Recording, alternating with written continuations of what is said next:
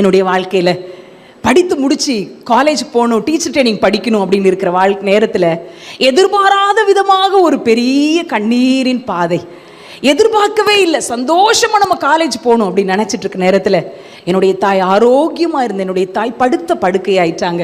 அவங்கள கவனிக்கணும் அப்படின்னு சொன்னால் 17 வயது 18 வயது நிரம்பி நான் தான் கவனிக்கணும். அப்போ கவனிக்கணும் அப்படிங்கும்போது படிக்கிறதுக்கு எங்கேயுமே போக முடியாத ஒரு சூழ்நிலை.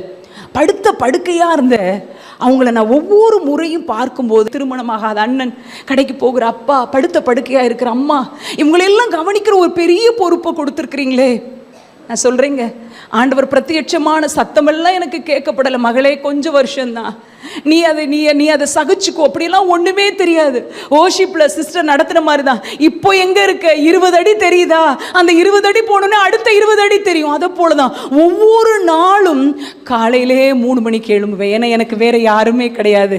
என் நெருக்கத்தை மாற்றுவதற்கு, என் கண்ணீரை ஆண்டவருடைய சமூகத்தில் மாத்திரம்தான் நான் சொல்ல முடியும். அவரை தவிர ஒருத்தருமே இல்லை. 3 மணிக்கு அலாரம் வச்சு எழும்புவேன்.